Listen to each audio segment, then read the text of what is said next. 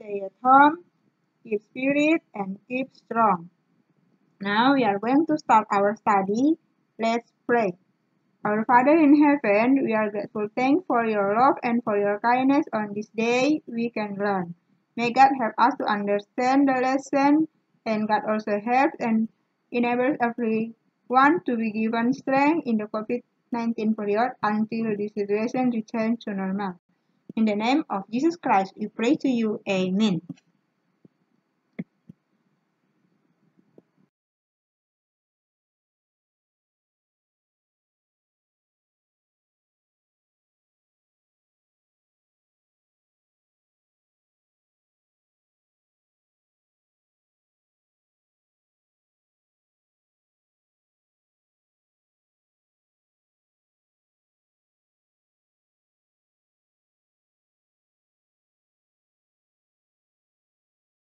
Menyanyikan lagu bertema air menggunakan irama lagu naik-naik ke puncak gunung sesuai tempo dan nada dengan percaya diri, serta mengidentifikasi pelaksanaan kewajiban dan hak sebagai warga masyarakat dengan kepedulian dan tanggung jawab.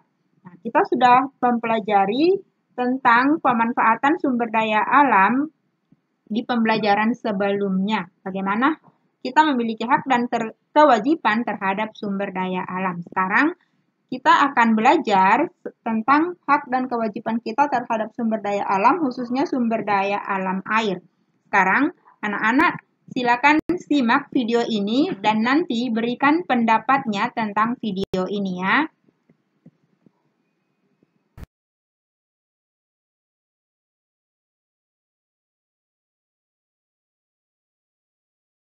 Air bersih adalah kebutuhan makhluk hidup khususnya manusia.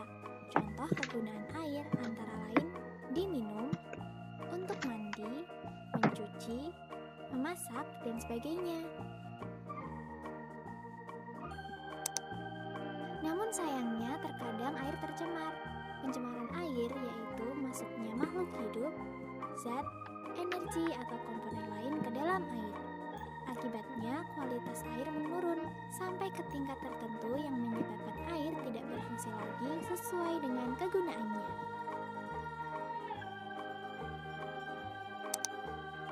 Bagaimana air dikatakan tercemar? Air dikatakan tercemar apabila air itu sudah berubah, baik warna, bau, maupun rasanya. Faktor penyebab pencemaran air: limbah industri. Air limbah industri cenderung mengandung zat berbahaya. Pencegahannya adalah tidak membuang air limbah industri ke saluran umum. Limbah rumah tangga merupakan limbah yang berasal dari hasil kegiatan perumahan.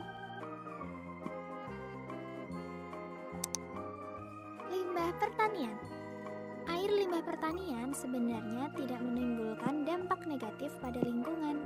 Namun dengan digunakannya fertilizer sebagai pestisida yang kadang-kadang dilakukan secara berlebihan, sering menimbulkan dampak negatif pada keseimbangan ekosistem air.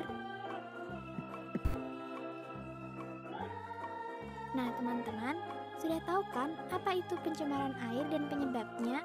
Selamat belajar! Sekarang mari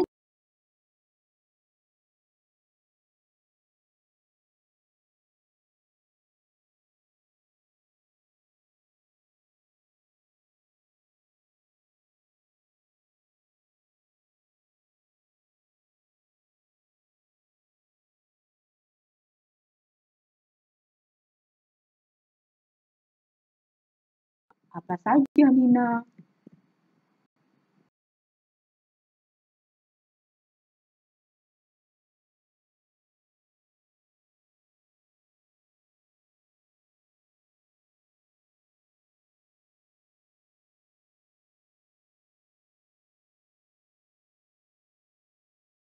Wah, aku baru tahu pembangkit listrik tenaga uap memanfaatkan air.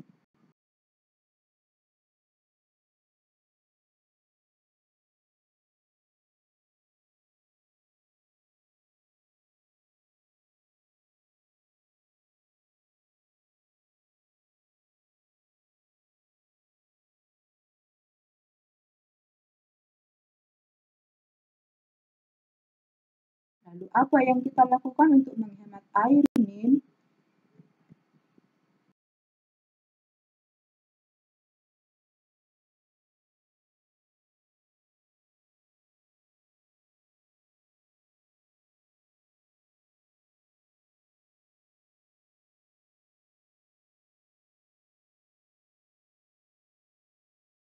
Kita bisa mencuci piring sekaligus agar lebih hemat air.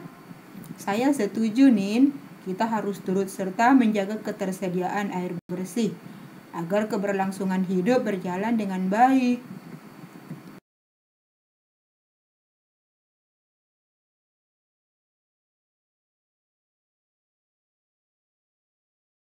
Kewajiban terhadap ketersediaan sumber daya alam air. Apa saja itu?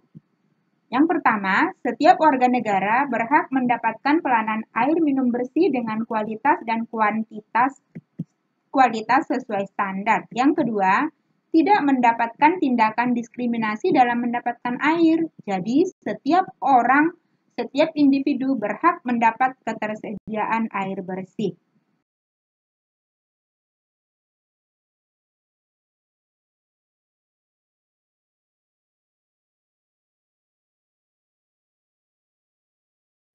Ketersediaan air bersih. Jadi, setiap orang berhak belajar untuk mengembangkan pengetahuannya sehingga bagaimana air bersih dapat diperoleh setiap orang. Kemudian, setiap warga berhak menggunakan atau memanfaatkan air sesuai dengan kebutuhan, baik itu untuk mencuci, untuk digunakan secara pribadi, untuk mandi, untuk irigasi, dan kebutuhan lain-lainnya.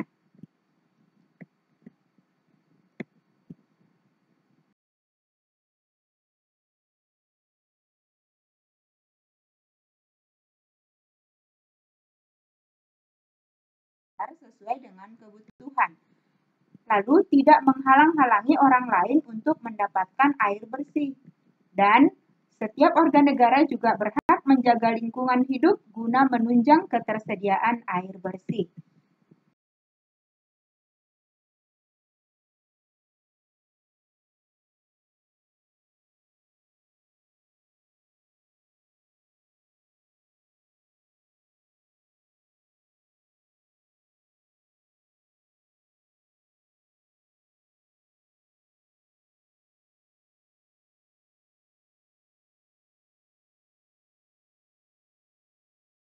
Tetapi di beberapa daerah lain ada kesulitan mendapatkan air bersih, seperti misalnya di Nusa Tenggara Timur, di beberapa daerahnya ada kesulitan. Tapi kita di Batam masih gampang mendapatkan air bersih, bukan? Nah, untuk itu kita harus melaksanakan kewajiban dan hak terhadap ketersediaan sumber daya air dengan seimbang. Kita jalankan kewajibannya, maka kita terima haknya. Kita tidak boleh hanya menuntut dan menerima hak, tapi kita tidak menjalankan kewajiban seperti menggunakan air dengan boros. Oke.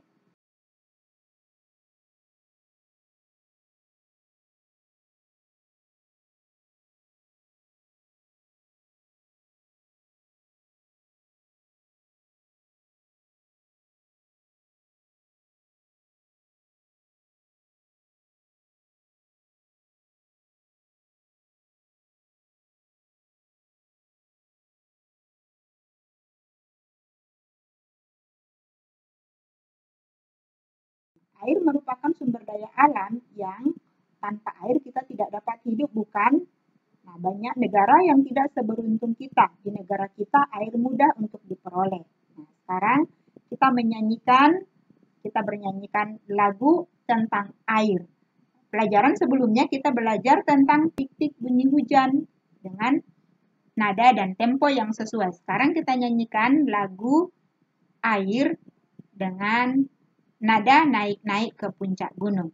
Bernyanyi bisa diiringi dengan alat musik ritmis dan juga alat musik melodis. Alat musik ritmis itu alat musik tidak bernada atau yang tidak memiliki nada tetap, tetapi dapat digunakan untuk mengiringi lagu sebagai pengatur tempo. Nah, alat musik melodis